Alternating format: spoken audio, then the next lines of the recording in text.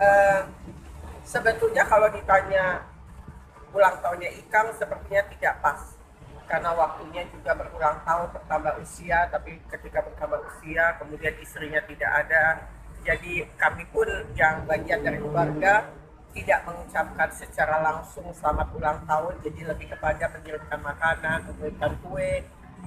Lebih baik tidak usah hadir, cuma halo-halo di grup akan lebih baik. Tapi ternyata juga di hari itu Ikang drop, menurut anak-anaknya sempat ke emergency, hanya diinfus kemudian kembali dan sudah normal kembali. Jadi mungkin kondisi yang belum stabil, up and down, kondisi yang tidak tertebak bagaimana yang seharusnya itu ya menjadi bagian yang Ikang harus hadapi setiap hari. Tapi ya kami sebagai bagian daripada keluarga tetap memberikan support yang sebaik-baiknya dengan kondisi yang sebaik-baiknya. Kelihatan kerinduan seorang Kang Ikang yang terhadap dia terlihatnya seperti itu di momen ulang tahun. Saya, Tidak dianya, kalau ditanya kerinduan namanya suami ditinggal istri mendadak ya apa itu sebutannya ya, dibilang rindu, dibilang patah hati antara sadar dan tidak sadar, nyata atau tidak nyata, mungkin itu bagian yang akan dia olah sendiri dalam pikirannya. Tapi ya proses, apakah prosesnya akan cepat saya tidak terlalu yakin itu cepat, karena setiap orang punya adaptasi dengan perubahan itu berbeda dan tidak akan dalam jangka waktu yang pendek. Jadi hanya bisa berdoa, hanya dapat untuk memberikan kesenangan-kesenangan sementara yang membuat teralihkan pikirannya, tidak terfokus selalu terhadap rasa kehilangan itu secara terus menerus. Jadi mungkin itu saja tugasnya. Tidak ada nasihat, tidak ada wejangan, hanya taruh badan, mendengarkan cerita. Itu mungkin tugas saya sebagai adik ipar ya, akan lebih baik. Berarti momen ulang tahun kemarin terasa berbeda dari tahun-tahun sebelumnya. Pastilah, pastilah.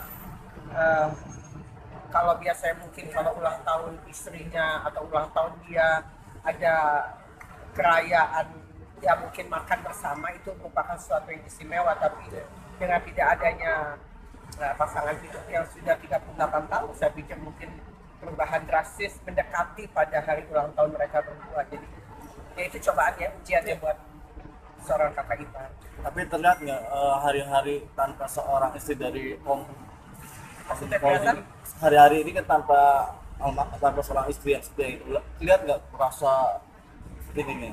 kalau ditanya kondisi Ikang bagaimana, rapuh, masih up and down, itu saja.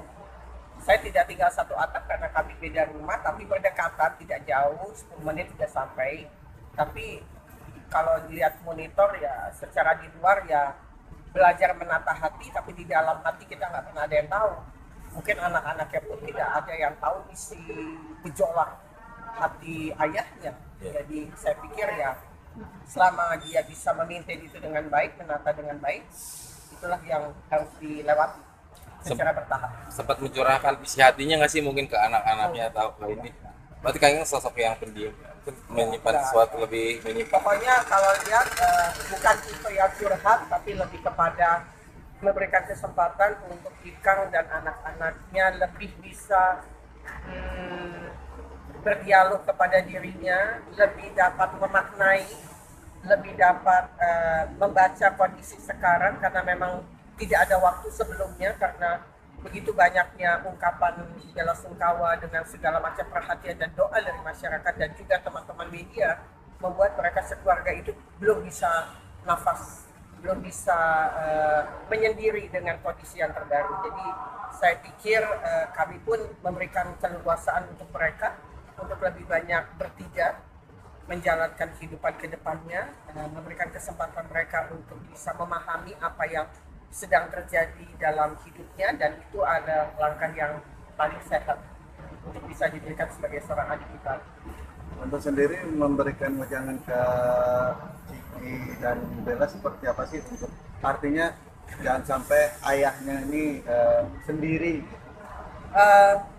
Satu hal yang pasti, kalau anak-anaknya mungkin lebih bisa berkomunikasi dengan saya sebagai tante, karena mereka punya aktivitas yang masih berkaitan dengan kami.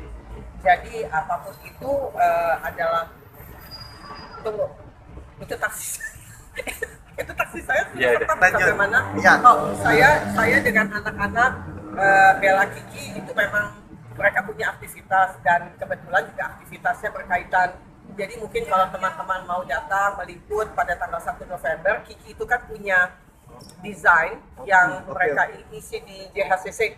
Jadi dengan label Cikigo, jadi dengan busana muslim. Jadi saya Syahnas dengan Bella akan mensupport Kiki untuk jalan di atas panggung. Jadi mungkin itu bisa menjadi hal yang menyenangkan untuk Kiki memberikan support dengan kegiatan-kegiatannya. 1 November ya Pak?